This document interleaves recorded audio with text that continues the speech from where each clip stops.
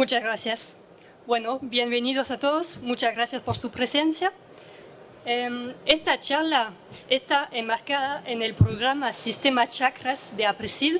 El programa Sistema Chakras cuenta con dos tipos de proyectos locales que llamamos chakras y proyectos regionales que llamamos redes temáticas.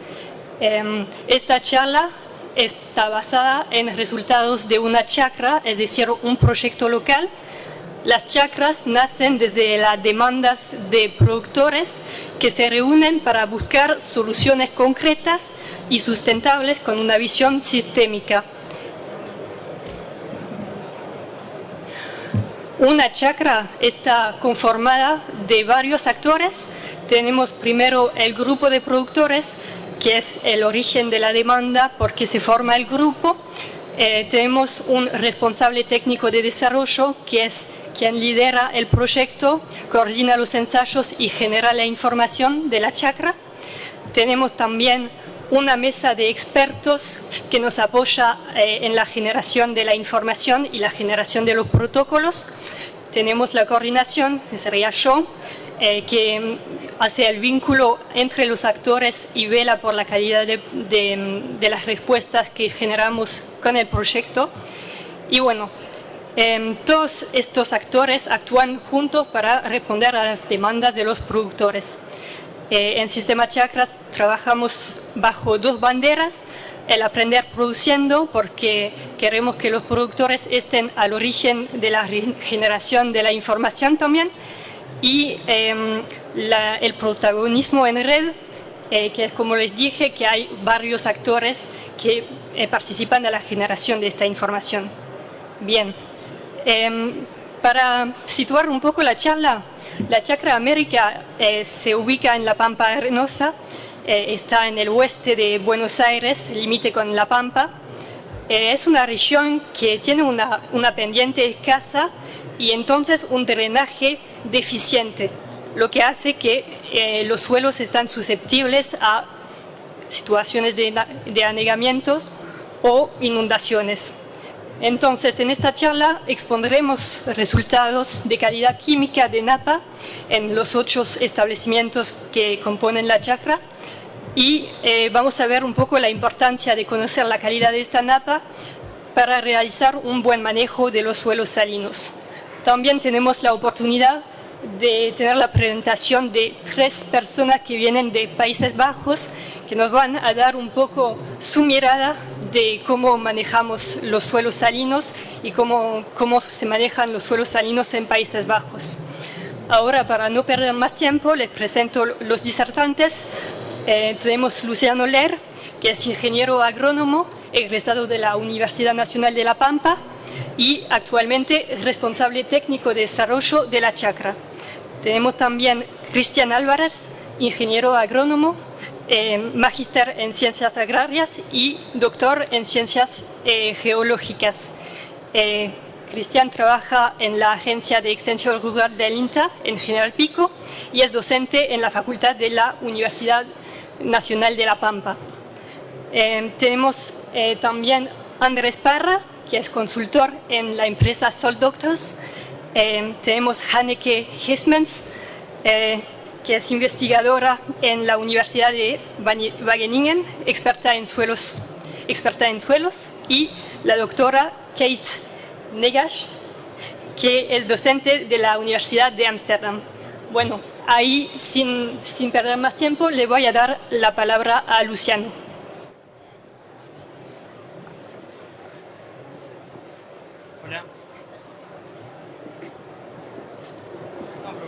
Hola. Hola, ¿ahí se escucha? Bueno, buenas tardes. Mi nombre es Luciano Ler. Soy responsable técnico de desarrollo de la Chacra América. Le voy a dar una introducción rápida. Ya estuvo hablando algo Solén. La Chacra América se encuentra ubicada en la Pampa Arenosa, la cual presenta una muy baja pendiente, lo cual se condiciona el movimiento de agua en superficie. Ese agua tiene que ser eliminada a través de la infiltración a través de la percolación profunda, a través de la evapotranspiración. En estos años, con el cambio en el uso del suelo, con el cambio climático y además de la degradación física de los suelos, lo que ha ocurrido es que tras inundaciones históricas se hayan perdido superficies agrícolas producto de los anegamientos, de la salinización, y es por eso que un grupo de productores, específicamente 8 productores o 8 empresas que se ubican en el sur de la provincia de Córdoba, oeste de la provincia de Buenos Aires y el noreste de la provincia de La Pampa, formar esta Chacra América, con el objetivo o con la finalidad de mitigar y recuperar suelos con napa salina a través de buenas prácticas agronómicas ajustadas para estos ambientes, con el objetivo de mantener o incrementar la capacidad productiva de sus suelos. Bueno, en la primera parte vamos a estar hablando de la napa, vamos a estar hablando de la dinámica, del comportamiento que tiene esa napa, pero así también como de su calidad química, en 2 periodos, y cómo afecta a la producción y a la estructura física de nuestros suelos. Bueno, en este gráfico lo que están viendo es la variación mensual de la napa en promedio de 12 años.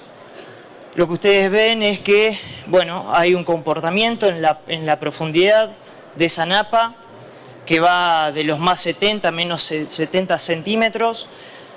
A su vez vimos que el comportamiento que tiene es que hay un periodo de recarga y un periodo de descarga. Los periodos de recarga, o en otras palabras, que esa napa se encuentra cerca de la superficie del suelo, son los periodos otoñales y los periodos de primavera, y el periodo en el cual se produce una descarga o una disminución, o en otras palabras, esa napa se encuentra más alejada de la superficie, se da en el periodo estival. En esos 2 años, año 2022, periodo anterior, se había muestreado esa napa, en la cual se muestreó en julio y en agosto. Era un periodo, como habíamos hablado, de recarga. Entonces, la pregunta que nos hacíamos era qué pasaba con la calidad de esa napa, calidad química, cuando se encontraba más cerca de la superficie versus el periodo estival, en el cual había una disminución de la napa, o en otras palabras, que se encontraba más lejos de esa superficie. Eso se muestreó en el año 2024, en el periodo de enero y diciembre. Para ponerle valor a esto que le estoy hablando, a ese gráfico que veíamos, vemos la diferencia en invierno del 2022, periodo de recarga, en el cual se encontraba más cerca de la superficie esa napa, y en un promedio se encontraba al 1,80 m. Por otro lado, vemos que en el periodo de verano 2024 que se muestreó, esa napa se encontraba más lejos de la superficie, es decir, esos datos daban alrededor de 2,70 m, 2,80 m. Por otro lado, sobre todo por cómo se encontraba en el relieve, distintos ambientes, vimos que los bajos, en el cual nosotros los clasificamos como salinos, se encontraban a 1,80 m. Los cultivos agrícolas, esto es para 2024, veíamos que son sitios de media loma, que se encontraban a los 2,70 m, 2,80 m. Ahora ya entrando en lo que es la calidad de esa napa, y la primera variable que metemos en juego es la conductividad eléctrica. en el cual en 2024 lo que encontramos es que se hicieron 39 sitios. De esos 39 sitios se clasificaron según el riesgo de salinización. Ese riesgo de salinización estaba dado por umbrales, consideramos menores a 0,75, el cual nos indica, o la bibliografía nos indica, que permite una normal germinación y crecimiento de los cultivos. Y por otro lado teníamos sitios, que eran 35 sitios, que estaban por encima de esos 0,75 y que estaban afectando a la producción y a la estructura física de ese suelo. Alrededor del 90% de las muestras. Ahora, cuando empezamos a hablar de la conductividad y empezamos a comparar la conductividad eléctrica en 10 siemens por metro en función de los periodos, recordemos, un periodo de recarga que se había tomado en el 2022 versus un periodo de descarga o disminución de esa napa para el periodo o para el año en que se mostró este año 2024, veíamos que no había variación significativa en cuanto a la conductividad. Pero si empezamos a comparar o empezamos a ver los ambientes, veíamos que en cuanto, independientemente del periodo, veíamos que los bajos presentaban una conductividad mucho más elevada, alrededor de 8.5, 8.4 en cuanto al promedio, y que veíamos que tenían una variación muy grande y a su vez había valores extremos de por encima de 20, 10 siemens por metro. Y esto estaba explicado por la composición química que tienen esas sales, que son sales más solubles, que son arrastradas por el agua desde zonas más altas a zonas más bajas. Y por otro lado veíamos que las lomas se diferenciaban significativamente tanto de los bajos como las medias lomas, con un valor promedio de 1.5 10 siemens por metro. Pero queremos hacer énfasis en lo que encontramos con los datos de medialomas, sitios que son agrícolas, en el cual el promedio de la conductividad era de 4.4 10 siemens por metro. Entonces, analizando o metiendo una variable más, como el pH, también encontramos que un pH de 7.5, veíamos que había una frecuencia elevada en los valores de pH en todos los ambientes, veíamos que había una gran dispersión de los datos en cuanto a la media loma y a los bajos, menor en lo que era la loma, y a su vez veíamos que a un mismo valor de pH la conductividad también era muy variable, y eso estaba dado por la composición que tenían esas sales. Bueno, acá es una pregunta que nos hicimos: ¿por qué es tan importante tener en cuenta la conductividad en esas napas? Y como les mencioné, lo que vimos es que en zonas de medialoma, zonas de sitios agrícolas, lo que se veía era que había una conductividad de 4.4 10 siemens por metro. Y si ustedes se fijan en el gráfico o en el cuadrito azul, cultivos que generalmente o se cultivan frecuentemente en la zona de la chacra, como maíz y soja, están muy por debajo los valores umbrales de conductividad a los que encontramos en esas napas. Es decir, que si esas napas representan una recarga en algún momento de ese año, podríamos tener o se podría afectar la producción, y no solo la producción, sino también la estructura física de ese suelo, cuando nos ponemos a analizar también el pH, que estaba por encima de 7.5, que a su vez, como sabemos, lo que hace es condicionar la disponibilidad de algunos nutrientes que son importantes para los cultivos agrícolas.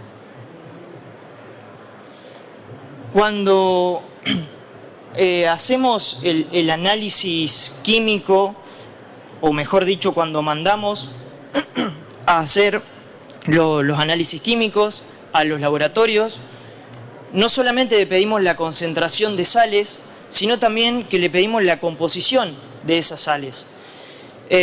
Pedimos cationes totales, aniones totales, lo cuales nos permiten determinar dos indicadores, como es el carbonato de sodio residual, como es la relación de absorción de sodio, indicadores que nos están mostrando el riesgo de sodificación y alcalinización que tienen esas napas. Lo que encontramos, ustedes pueden ver en estos gráficos, en el eje de las Y, pueden ver los dos indicadores en miliequivalentes por litro, en función de del porcentaje de frecuencia acumulada, con dos valores umbrales dependiendo del indicador. En el caso de los carbonatos de sodio residuales de 1.5 miliequivalentes por litro, lo cual en el año 2024 encontramos que el 74% de esas muestras estaban por encima de este valor umbral. Por otro lado, en cuanto al RAS, utilizamos un valor umbral de 15 miliequivalentes por litro, en el cual en el año 2024 encontramos más del 50% de las muestras. En cuanto a las dos tendencias para 2024 y 2022, no encontramos una diferencia en esos datos entre los periodos, pero en otras palabras lo que nos están indicando estos indicadores, valga la redundancia, es que ese sodio nos puede quedar en superficie y el problema que puede causar en la estructura o en la salud física de ese suelo es, como sabemos, el sodio, la dispersión de las coloides, la degradación de esa salud física de ese suelo en cuanto a la estructura, en cuanto a la porosidad, en cuanto a la infiltración.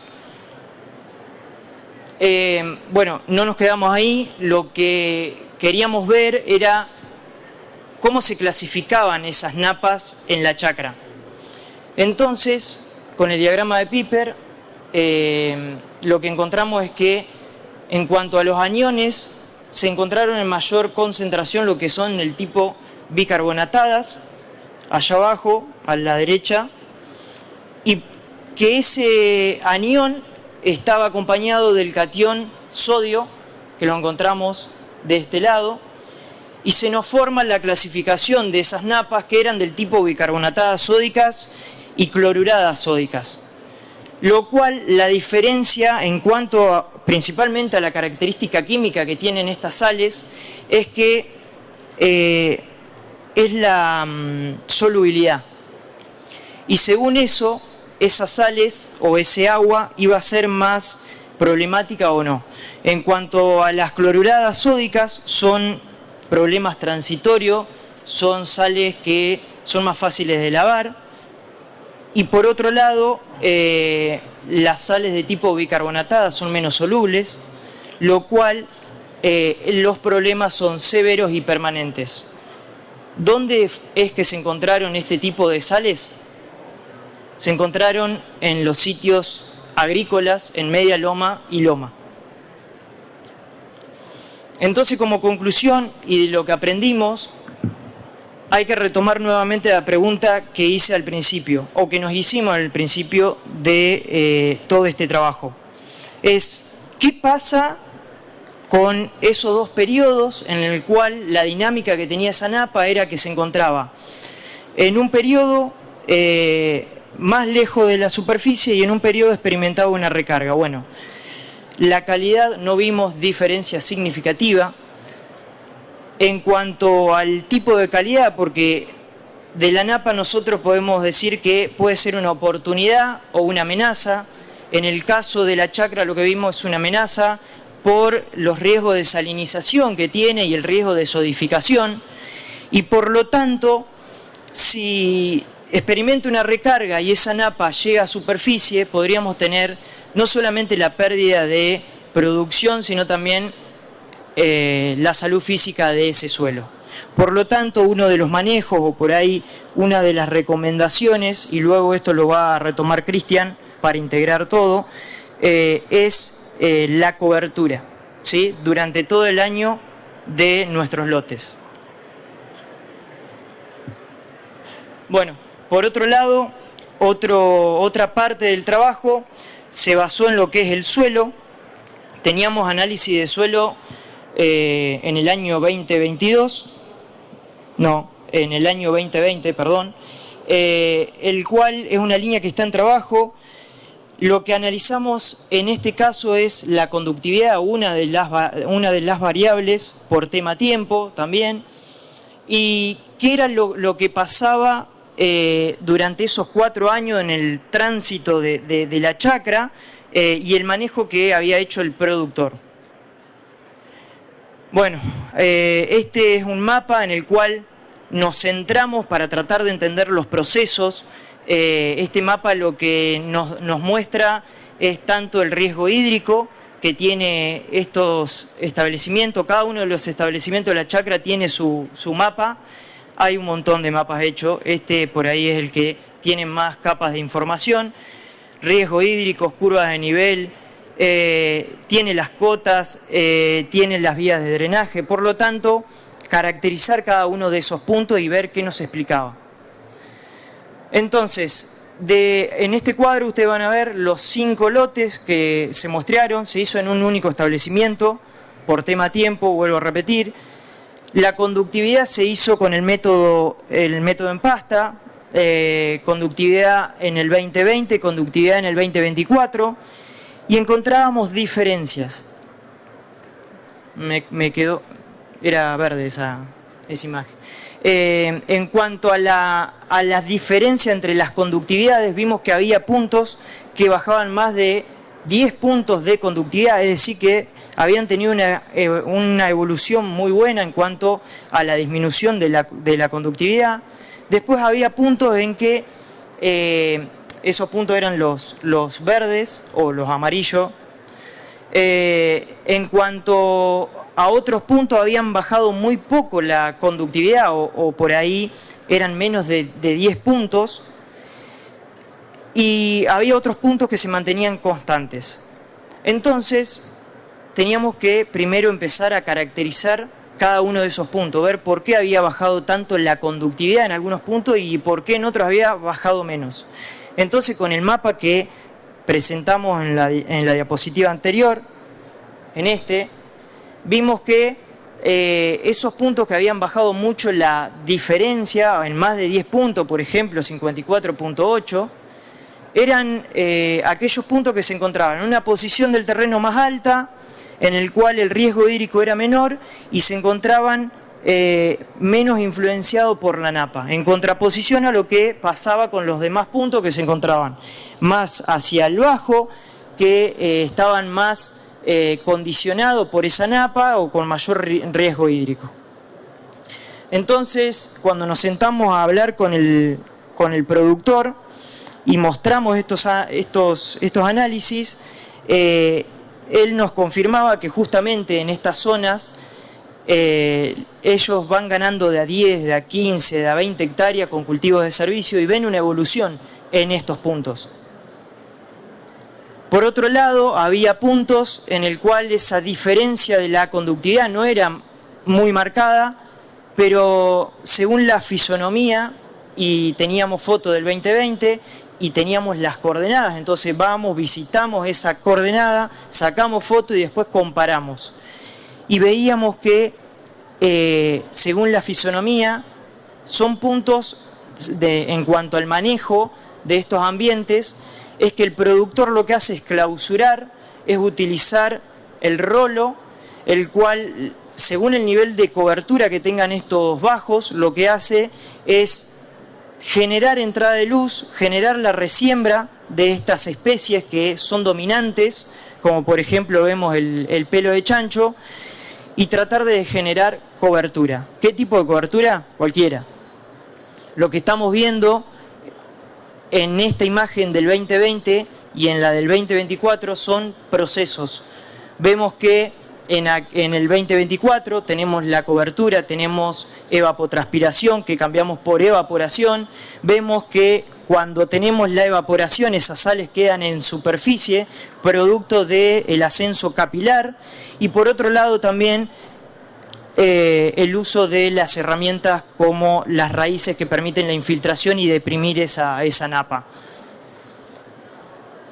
Como conclusión y lo que aprendimos al productor, lo que le decimos es, en todos estos ambientes, o en la mayoría de los ambientes bajo la conductividad, que en esos ambientes en los cuales, o en esos puntos que se encuentran más en una zona más alta, tenemos que seguir con esa cobertura, tenemos que seguir haciendo el proceso de evapotranspiración, tratar de deprimir esa napa y no volver hacia atrás.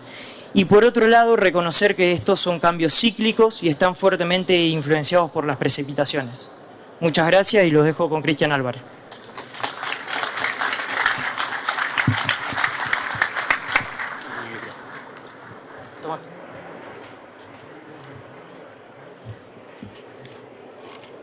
Bueno, les tenía que leer unos parroquiales acá.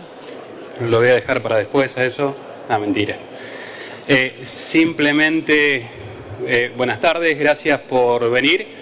Gracias por acercarse a un tema que para mí ha pasado a ser uno de los principales causantes de pérdidas agronómicas importantes, que si uno lo pensase hace 10 años, diría que no era un tema tan convocante, un tema que era de algunos ambientes de desafío que habíamos tenido de inundaciones desde el 86 en adelante, y que creo que pasó algo diferente en estos sistemas, principalmente asociados a las inundaciones, a eso que decía Lucho hoy, esos ambientes cíclicos que tenemos, y que las inundaciones del 2014, 2015, 2016 nos dejaron, digamos, vestigios importantes que no solamente triplicaron la superficie afectada. Si mal no recuerdo, en el 2010, cuando todavía estaba en el INTA General Villegas, se hacían relevamientos de superficie afectadas por sales y andaban alrededor del 4, el 5, el 6% en diferentes áreas de la zona. Les hablo de la zona oeste de Buenos Aires, sur de Córdoba y este de La Pampa. Y a partir del 2016 creo que el área afectada, no lo dijo Lucho, pero me parece que estaba alrededor del 25, el 26% de la superficie. 25-26% de la superficie. Con lo cual quiere decir que hay productores que pasaron el 80% de su superficie con problemas de anegamiento, y hay productores, digamos, que todavía no se habían afectado tanto por este tipo de eventos. Para retomar lo que venía comentando Lucho, asociado a las variables de suelos que se midieron durante esta etapa de la chacra, y relacionarlos con eso que se llama napa, yo quería traerles, digamos, algunas cosas que se empiezan a expresar en los suelos, ¿no? Quería comentarles que esas sales, como les decía él, y las clasificaba a través de un triángulo de Piper, que a lo mejor puede decir algo, no puede decir nada, pero lo que queríamos apuntar era decir, nosotros conocemos los suelos, sabemos que tenemos un aplustol, un argiudol, un atracuol, o como se llame, con nombre y apellido, y también queríamos ponerle nombre y apellido a esas napas que muchas veces nos condicionan, que nos habitan, y acá tienen algunas cosas que nos empiezan a pasar, ¿no? Él decía que hay napas con sales que tienen poca solubilidad o mucha solubilidad, y acá se las quiero presentar. Les quiero presentar napas que son muy solubles a la izquierda y napas que son poco solubles a la derecha. ¿Qué significa eso, que sean muy solubles o poco solubles? Él lo transfería o lo comunicaba con impactos severos sobre la calidad productiva de los ambientes. ¿Por qué los llamaba así? Porque napas que tienen carbonatos y carbonatos ácidos, mal llamados para mí, digamos asociados al sodio, lo que nos genera es ese cambio en el pH de los suelos, principalmente asociados a una de las primeras estrategias, la nutrición, los disminuye la disponibilidad de muchos nutrientes, pero estos carbonatos, estas sales carbonatadas que están en el perfil, no solamente generan esa disminución en la disponibilidad de esos nutrientes, sino que también nos empiezan a condicionar físicamente. Hay dos variables físicas que condicionan los carbonatos. Una es cuando se secan, es una tosca, o sea, aumenta tanto la resistencia que las raíces que están presentes en el mismo muchas veces terminan compactadas, comprimidas, afectadas por... es más, vieron que cuando se empiezan a manchonear, él decía, los ambientes de media loma se manchonean, se expresan con colores diferentes, muchas veces esas sales son las que nos están afectando, y no solamente afectando en los momentos donde el ambiente recibe menos agua, sino donde el ambiente recibe mucha agua. ¿Por qué? Porque el otro problema físico que tienen es que en la medida que el agua quiere entrar, esos carbonatos, imagínense que son sales, ¿por dónde van a crecer? ¿Dónde crecen los carbonatos dentro del suelo? En la porosidad. Por lo tanto, es una restricción que nos generan poros más chicos. Al tener poros más chicos, la conductividad hidráulica, la infiltración medida indirectamente es menor. Por lo tanto, frente a los mismos regímenes hídricos, sufren periodos importantes de encharcamiento y por lo tanto pérdidas de cultivos en muchos de estos ambientes, y por eso él hacía mucha referencia a los mapas de riesgo hídrico. No es per se nomás que uno trata de trabajar con variables asociadas a eso que muchas veces nos genera tanto conflicto, ¿no?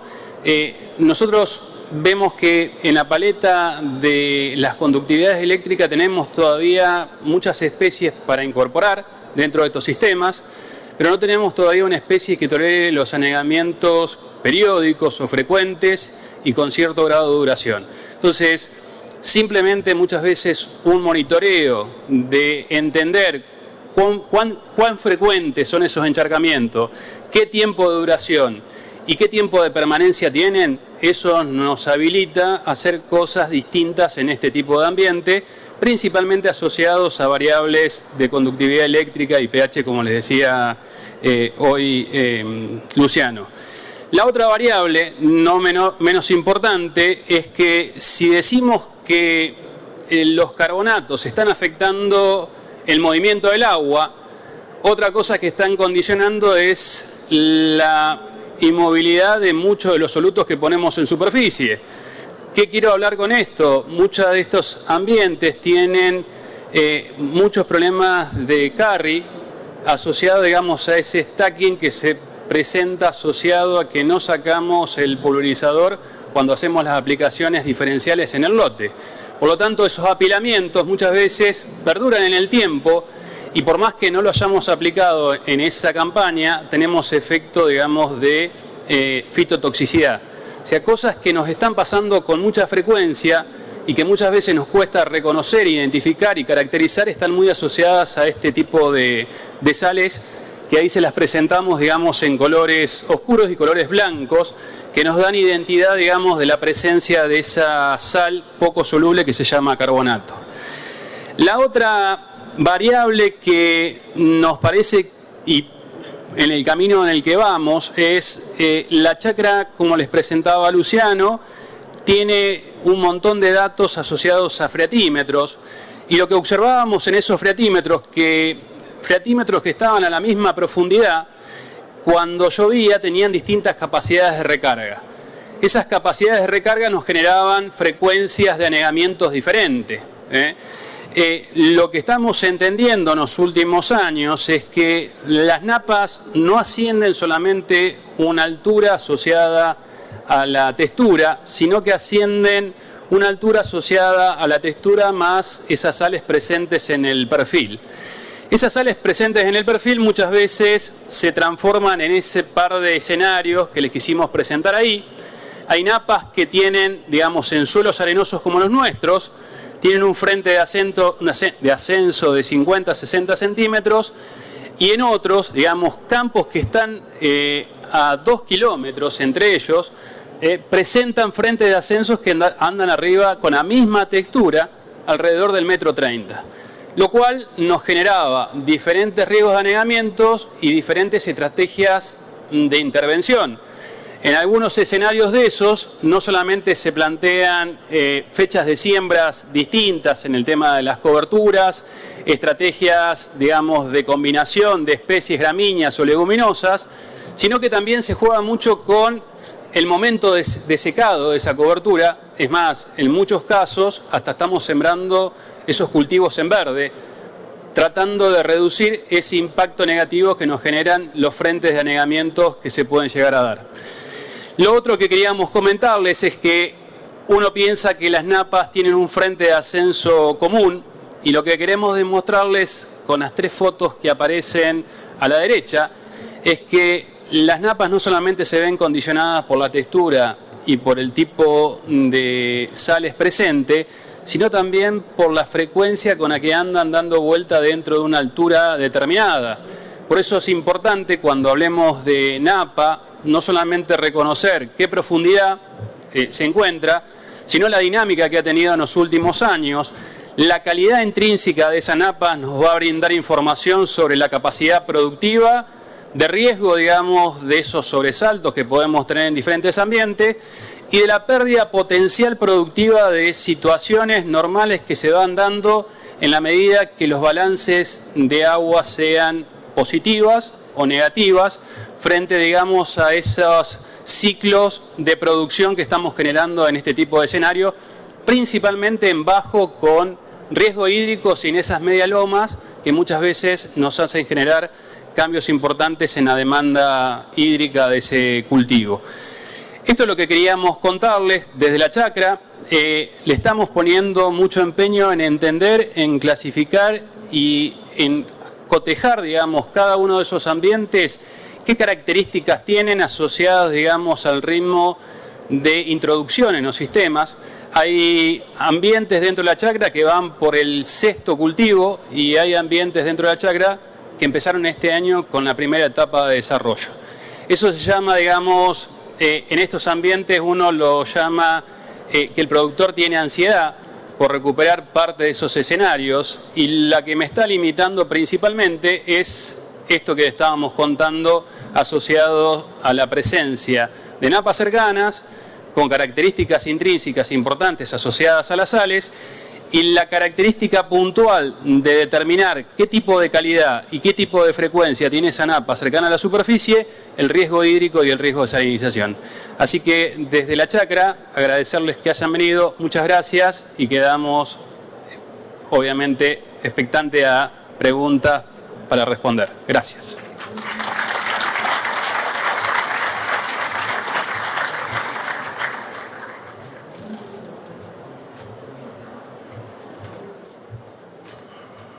Hola, buenas.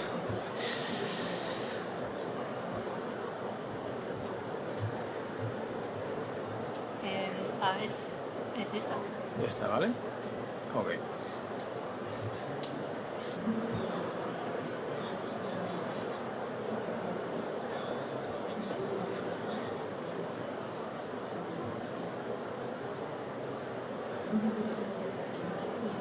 Sí. Hola, buenas tardes. Yo soy Andrés Parra.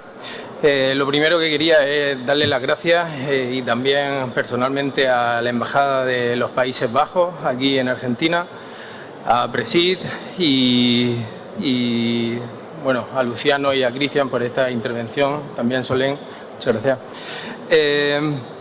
Bueno, yo vengo con unas compañeras, con Kate Negas y Hanneke Heisman, desde Holanda, por una misión que se nos ha encomendado desde la Embajada de los Países Bajos para hacer como un intercambio de conocimientos y experiencias con temas relacionados con la salinidad aquí en Argentina. Bueno, una de las cuestiones que queremos responder con esta visita es basar los problemas que estamos enfrentando desde Holanda, desde Europa, con la salinidad, compartir la experiencia con Argentina y ver qué nos llevamos, cómo aprendemos cada país de lo que se está dando, de cuáles son las situaciones que se dan en ambos lugares y cómo podemos lidiar con la salinidad. Nos vamos a centrar durante este proyecto, esta primera misión, en los aspectos de la gobernanza para la gestión de la salinidad, cómo se pueden poner soluciones técnicas, que ya estamos viendo aquí que hay experiencias muy interesantes, y vamos a tratar de hacer investigación, de establecer algunos campos de demostración también en un futuro, en un centro de investigación y desarrollo que se está creando en América. Está ya establecido, que es el Agroinnova. Nosotros llevamos por aquí unos días, esta semana ha sido bastante activa en el campo, hemos visitado la zona de América, hemos estado en la finca donde están trabajando los compañeros y ha sido muy enriquecedor. Hemos visto la situación de la salinidad, hemos tomado muestras y hemos visto que sí, y a pesar de tener diferencias grandes en nuestros sistemas productivos, el problema está ahí y hay soluciones que se pueden combinar y tratar de adaptar para ver cómo podemos seguir siendo productivos bajo este incremento de la salinidad. Yo trabajo para una compañía que se llama The Salt Doctors. Nosotros es holandesa, estamos especializados en agricultura salina, llevamos como más de 15 años trabajando en el tema, haciendo investigación, desarrollo, proyectos implementando proyectos en varias zonas por todo el mundo. Y lo que solemos hacer es llegar al terreno, hacer una evaluación y diagnóstico de la salinidad y ver cómo podemos ir trabajando sobre ello para favorecer el rendimiento. Agricultura salina como tal, no sé si aquí es un término que se está extendido, pero al final es una rama más de la agricultura en el que tenemos que tener en cuenta el cultivo. Tenemos variedades tolerantes a la salinidad o cultivos más tolerantes a la salinidad, y el enfoque o la integración entre cultivo, suelo y planta es muy importante. Entonces, bajo condiciones de salinidad siempre hay que estar un poquito más alerta de esta integración y tener muy presente ese trío de factores. Como vemos, la salinización es un problema que está creciendo globalmente y no me voy a extender con eso porque creo que se conoce.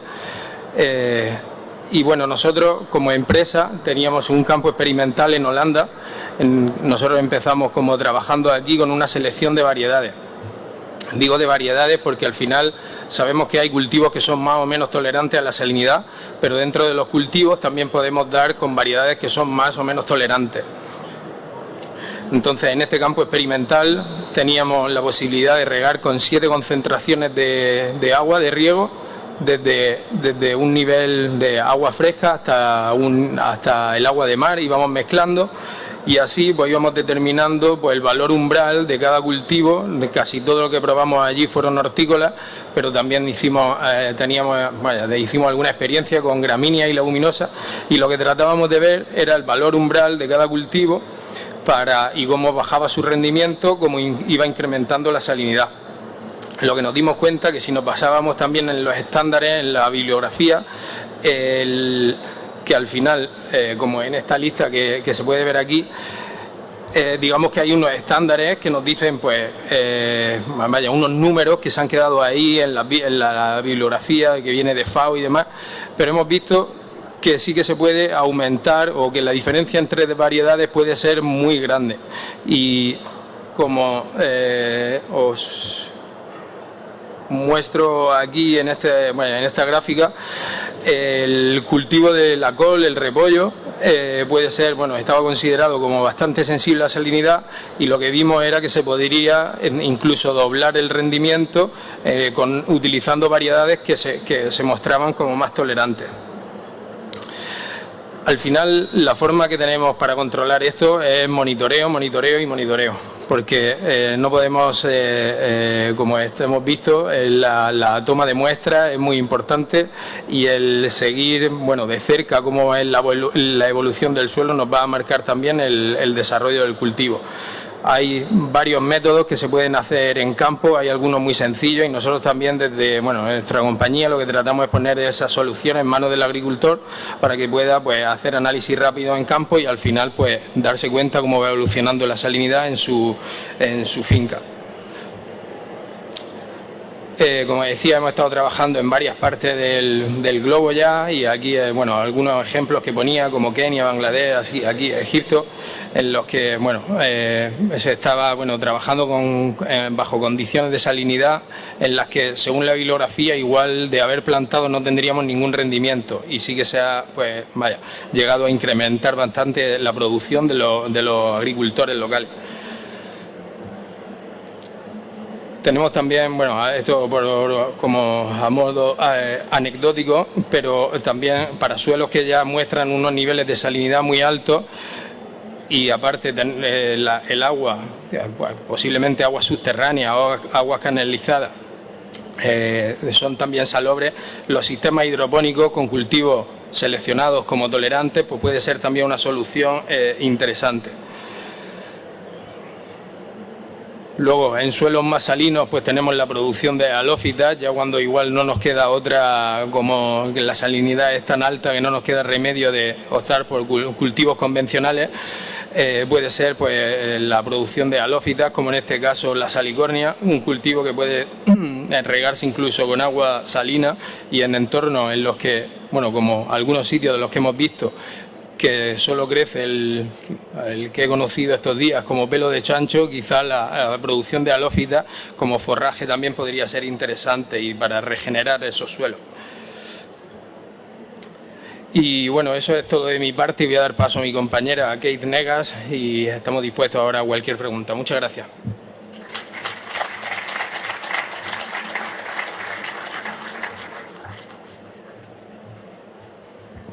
Thank you very much, Andrés. Good afternoon, everyone. Muchas gracias, Andrés. Buenas tardes a todos. Es muy bueno estar acá. Yo soy Hekneger, soy de la Universidad de Ámsterdam. Me especializo en gobernanza alimentaria, y hoy quisiera hablar un poco acerca de lo que estamos haciendo en Argentina y lo que estamos haciendo en todo el mundo. La salinidad es un gran desafío, pero también una gran oportunidad. Por eso venimos a la Argentina. La Argentina es una de las tierras más afectadas por la salinización, pero no es la única. Sabemos que 75 países en todo el mundo enfrentan este desafío. También sabemos que este problema va a aumentar en el futuro debido al cambio climático. Pero también sabemos que hay diferentes soluciones técnicas, económicas y sociales. Y esa es la razón por la cual vinimos acá, para hablarles, para que podamos trabajar en red y ver cómo podemos enfrentar este problema juntos. En todo el mundo hay distintos entornos de salinidad. Tenemos salinidad en el delta, pero también en zonas agrícolas semiáridas. Y tratamos de mapear diferentes proyectos, programas, iniciativas y redes que se centran en este problema y que tratan de resolverlo en diferentes países del mundo. Esta semana nos centramos en lo que está ocurriendo en Argentina y la forma en que podemos promover la colaboración regional e internacional. Ahora quisiera hablar un poco acerca de 3 proyectos que se centran en la agricultura salina. Este, que se llama Salad o ensalada, tiene 4 cultivos: quinoa, papa, espinaca, batata. Son cultivos que están en 6 países diferentes que tienen buen potencial agrícola. Entonces tratamos de trabajar con diferentes niveles de salinidad. Trabajamos juntos con diferentes especialistas en el mercado y vemos cómo podemos mejorar la producción de estos 4 cultivos diferentes, trabajando junto con 11 socios diferentes. Utilizamos proyectos pilotos prácticos, también vemos los aspectos económicos, ajustes sociales, utilizamos diferentes tecnologías y también diferentes métodos para aprender y comprender el problema mejor. Por ejemplo, la realidad virtual. Otro proyecto es este, que se centra en el networking. Acá vemos cómo podemos reunir a personas que trabajan en torno al tema de la agricultura salina y cómo podemos compartir las prácticas de medir la salinidad del suelo, la práctica de ajustar las variedades de las plantas, nuevas tecnologías. Este proyecto entonces está abierto para todo el mundo, todos pueden participar, se llama Sustain. Si les interesa participar, pueden intercambiar diferentes ideas o preguntas que podrían tener. Finalmente, tenemos un proyecto práctico, uno que se centra en Kenia. Acá trabajamos durante un año con los productores quienes fueron a determinados lugares en Kenia y les dimos una capacitación práctica que incluía la medición de los suelos. Elegimos diferentes variedades, establecimos parcelas, verificamos las posibilidades económicas, modelos de negocios sostenibles y finalmente tratamos de ver cómo la política y las alianzas pueden ayudar a las personas que tienen un alto nivel de salinidad en sus suelos. Estos son algunos ejemplos de trabajo en torno a la salinidad. Si tienen alguna pregunta o si tienen alguna idea que quisieran compartir con nosotros, nos encantaría hacerlo. Y ahora quisiera invitar a mi colega Hanneke, quien va a presentar la última parte del trabajo.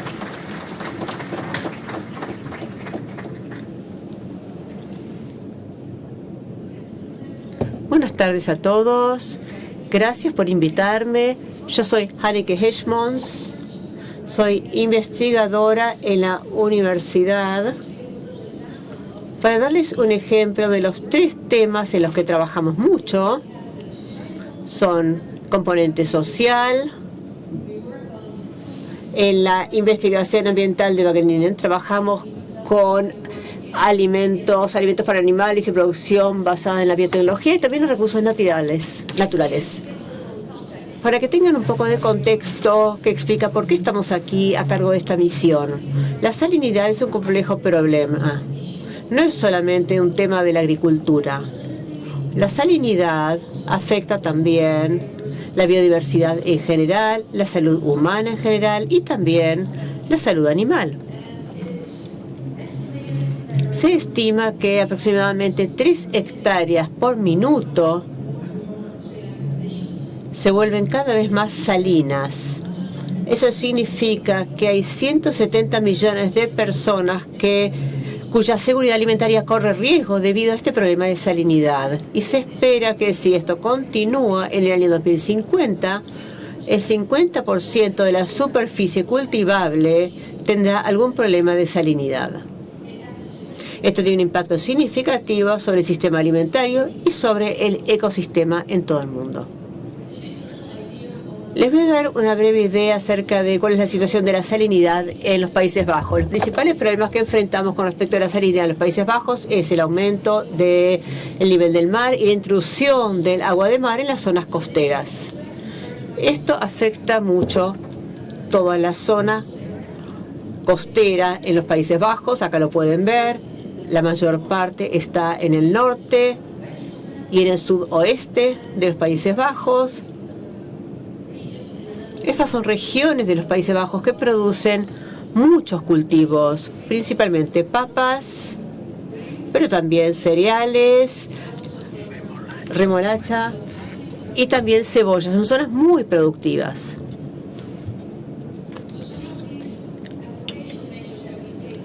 ¿Cuáles son las medidas de adaptación de la salinidad que estamos analizando en la universidad? Muchas ya se están midiendo, implementando y probando en este momento. Por ejemplo, estamos trabajando en diferentes proyectos que tienen que ver con riego por goteo, estrategias de manejo del agua y también utilizamos modelos para poder hacer análisis de costo-beneficio, por ejemplo. En este momento también estamos comprobando la efectividad de los bioestimulantes y esto se hace más en el laboratorio. Y lo hacemos para considerarlo como alternativa para adaptarnos a los problemas de salinidad. Pero también tenemos muchos proyectos en el exterior y este es un ejemplo de un proyecto que desarrollamos en Bangladesh, que es un país muy diferente de la Argentina, con una alta densidad poblacional, pero observamos que el impacto también es extremadamente alto allí. El impacto de la salinidad sobre el sistema alimentario de todo el país es enorme. Y esto puede ir desde cambios en la calidad del agua potable, puede afectar el agua potable en general y también problemas con la ganadería. En este momento en Bangladesh la gente ya está haciendo cambios debido al cambio climático, debido a problemas de salinidad.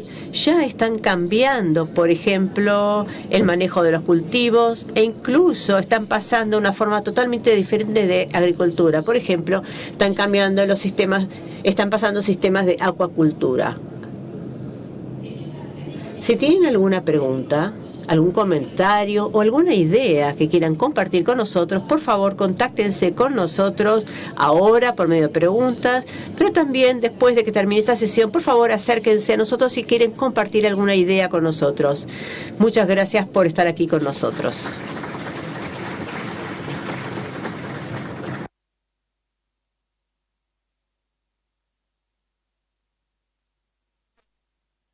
Primero quería agradecer a todos nuestros disertantes, muy interesante, la verdad que nos pareció muy bueno traer la experiencia de la chacra, pero también experiencias en otras partes del mundo, como en Países Bajos. Y ahora nos quedan unos minutitos para responder a unas preguntas. Tengo una pregunta para Luciano. En la foto viste que mostraste el bajo donde no hubo tanto cambio de salinidad, de conductividad eléctrica. La pregunta es, ¿qué labores se hicieron en este bajo salino entre 2020 y 2024? ¿Hubo fertilizaciones con yeso? Hola.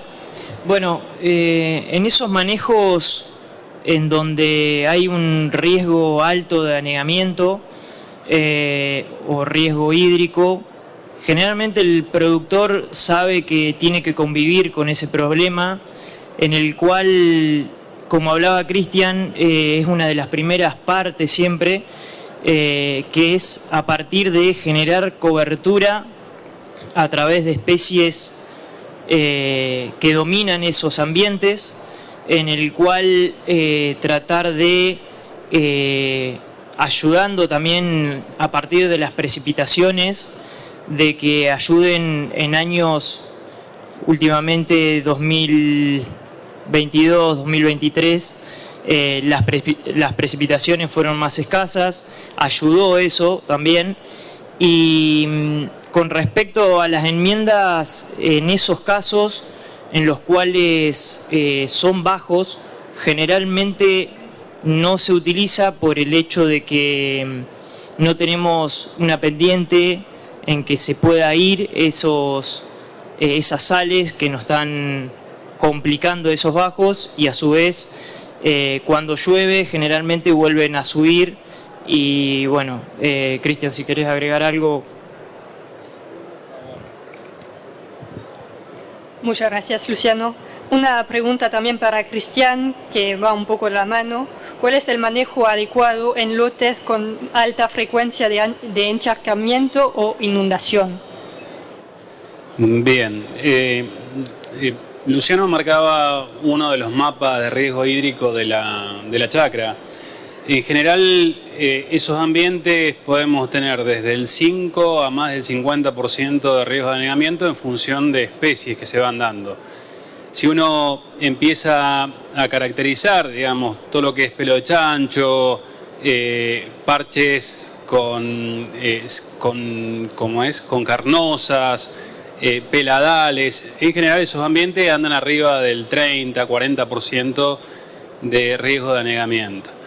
Si hablamos de la cobertura vegetal de, por ejemplo, espartos, que tienen algunos del sur de Córdoba, son ambientes que le llueven 10 milímetros y sufren un anegamiento, por ejemplo. Entonces, son ambientes que tienen un riesgo por encima del 80%. Por eso, siempre hacemos hincapié en que tenemos que complementar miradas desde aquellas tecnológicas que nos permiten evaluar la frecuencia de anegamiento, como lo decían los chicos, y la mirada sobre el campo donde vemos especies monofíticas, como presentaban en la foto, desde pelo de chanchos solos a pelo de chanchos que empiezan a aparecer algunas otras especies. Por ejemplo, qué sé yo, uno de los que aparece es la rama negra, cardo ruso, dentro de estas poblaciones que generalmente son monofíticas y que nos permiten o nos invitan a hacer cosas distintas en las mismas.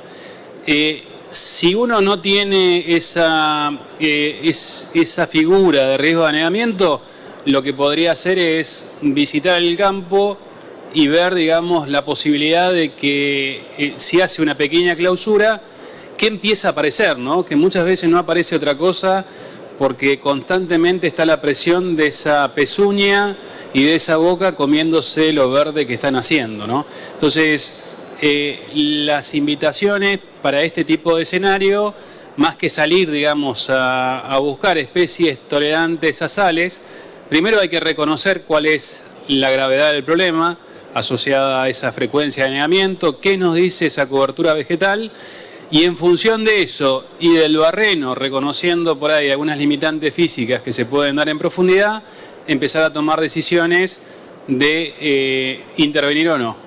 O dónde puedo intervenir. Hoy Luciano decía, los productores asociados a ese tipo de parches que muchas veces aparecen en especies diferentes, empiezan a intervenir en 10, 15, 20 hectáreas, que es cómo va avanzando, ¿no? No es un avance frontal como es un riego, sino son avances asociados a parches que se van dando, digamos, dentro de esa situación de cobertura.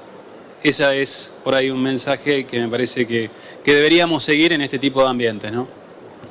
Muchas gracias. Bueno, no nos queda más tiempo para responder a las preguntas que llegaron, pero les invitamos obviamente a acercarse a nuestros disertantes después de esta charla para más preguntas.